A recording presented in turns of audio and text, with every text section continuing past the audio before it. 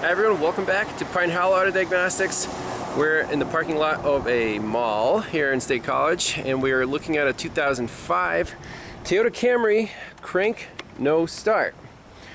So the guy called me up. I was kind of on my way home doing another vehicle here, so I only brought my favorite tool bag and the Veris. That's all we have, and a launch and my laptop. So I don't have all my diagnostic equipment, and if anyone knows, if you're in the field, you kind of feel naked without all your tools. But let's take a look here what's going on with this car. So if we do key on, I'll just show you that it cranks. The battery's kind of getting low. I don't want to crank it too much. But I don't see a check engine light. Okay? So I assume there's no communication with the engine computer. Toyota, pretty reliable. What can possibly cause the engine computer not to communicate? First thing I do is pull up some wiring diagrams and just go for powers and grounds. Start with powers. You can check fuses really easily on this car. So let's pull up some diagrams. I already hooked up the launch DIAGUN. I always carry this one in my backpack, and we have NO-COMM with the car. So indeed, the computer is offline. So first thing I did was pull up an information bus diagram. Again, this is redrawn non-OE. There's our data link connector, and this does have a CAN high-speed network, pins 6 and 14. You can see the brown high-speed wire, and CAN low is the yellow speed, or the low speed. And then it's the engine control module.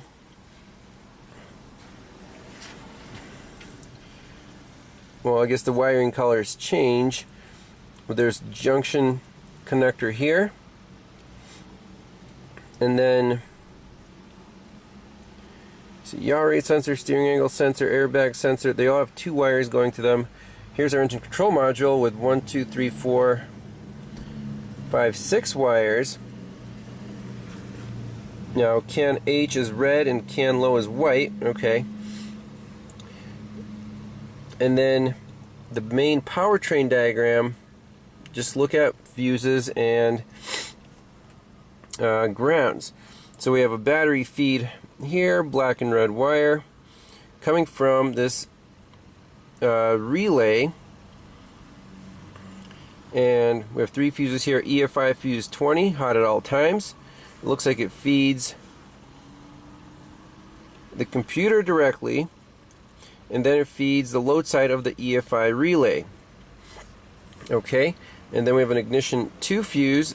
Again, that feeds the computer directly. It's hot and on or start. That's the ignition switch input. And then ETCS fuse, hot at all times. Again, that goes to the engine computer there.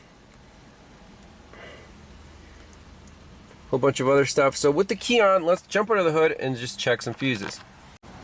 Alright, here we go. We got a nice fuse layout. We got our test light. If it finds a positive, it will light up. Attach the battery ground. Let's just check these fuses one at a time. So first fuse, here, I'll put the diagram here, AF, that's fine. Second fuse, both sides are hot. That would be the ETCS, that's fine. Third fuse, hazard, good on both sides. Fourth fuse, door 1, don't really care, but it is hot on both sides. Uh-oh, here we go. This one's hot on this side and not on that side. That's the EFI 20 amp fuse. Okay, makes perfect sense. I don't think we have to go any further, but we can check the rest of these fuses because there's only like 16 of them. The car's 2005, so that's before they got crazy and put like 200 fuses in a fuse box. And those are just not energized at the moment. All the maxi fuses look okay. And anything else here? Headlights, don't care, AC, spares. Alright, so EFI 20 amp fuse. Now, before popping in a new fuse, we'll take it out first. And indeed, it does look blown. It's not cracked or just from age. There was a short circuit on that somewhere on that tree. So let's look at the 20 amp EFI fuse and see what it feeds. Okay. Turn up the brightness here. So there it is, 20 amp EFI fuse. Feeds the PCM and the EFI relay load side. Once the EFI relay turns on, it also feeds the control side of this relay. No, I'm sorry, it actually feeds the load side of the ORN relay. And stuff goes everywhere. So let's follow this black and white wire from the EFI relay. It goes to off the page, pin 5 over here, across the page, stays pin 5, or wire 5, 5 to 4, 4 to 2, 2 to, so it feeds our mass airflow meter, it looks like, and then feeds our VSV evap engine compartment. Then it ties into here, feeds our heated oxygen sensor, feeds that over there. So a lot of stuff. Let's keep going. 4 air fuel ratio sensor, so it feeds the heaters on that tree. Go back to page 1. So that was this black and white wire that went off the page. Now the ORN relay feeds, let's see, blue and black. Blue and black here, and tank fuel pump. It's fuel sender. Alright, so first things first, let's plug in a bright test light instead of that fuse and see if we have a short to ground right now. Why did that fuse blow? Alright, so plugged in my 5 amp test light, still no check engine light, and look, our test light is bright, completely bright, and the voltage across the test light is almost 11 volts. So that's a full short to ground on that circuit through somewhere. So now let's try to cut down that tree and see if we can get these test lights to turn off, find that short to ground. Instead of doing a bright test light so we don't burn anything up, so the test lights don't overheat and we don't drain the battery too fast, let's just do a 1 amp setting. That'll give us a good, still a good indicator. So really cool here, quickest thing to do is pull either first the EFI relay and then pop it back in, see if the short to ground is on the load side of that, and then we can unplug the ORN relay and see if the short is on this, the feed to the fuel pump. I'm assuming it's going to be on the EFI relay, the black and white tree, but let's just make sure. So in our fuse box, EFI relay is the leftmost one, and OPN, COPN is the third one over. So first I'm going to pull this one out.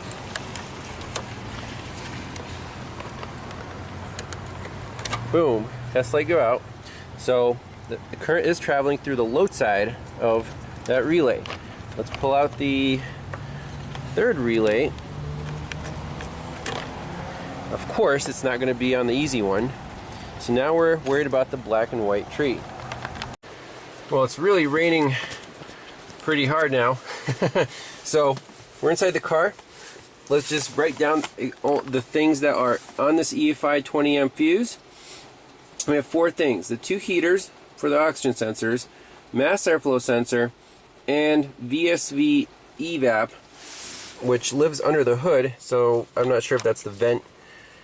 It might be the vent control valve next to the air box.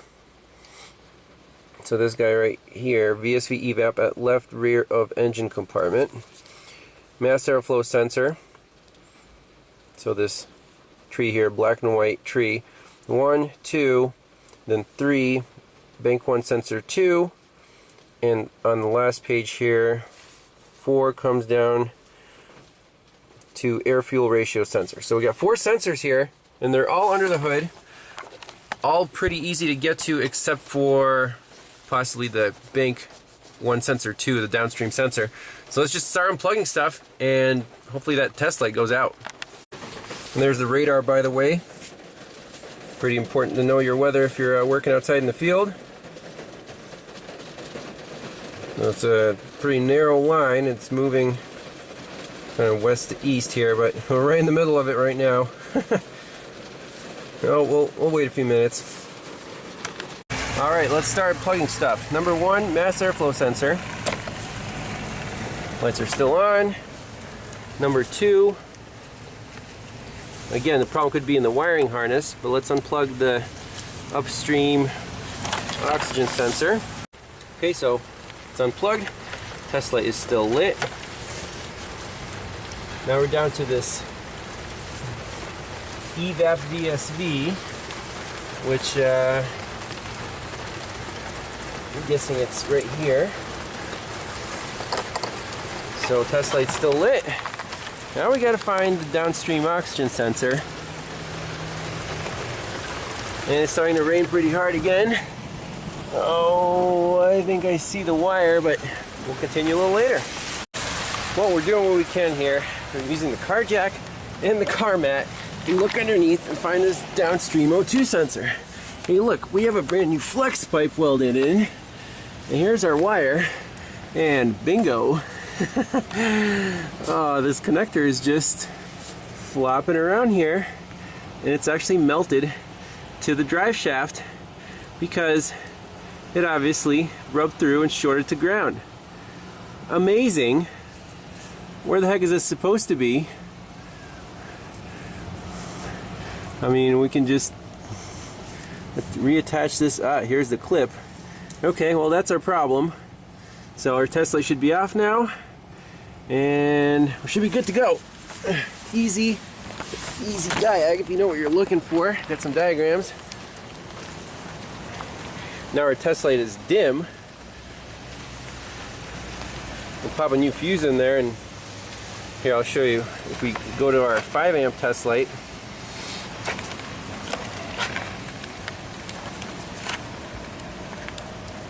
boom, the check engine light should be on. Indeed it is. The car should start and run with the new fuse in there. So that's it. In the field, didn't have all my stuff, but still got her done. Thanks all for watching. We'll see you next time. Oh, by the way, what's the repair? Well, you can replace the oxygen sensor, just tape up the wires, no big deal, pop in a new fuse. So I popped in a new fuse, 15 amp instead of 20, but we'll get the right one. That was what the spare box had in stock. So this car should start and run no problem.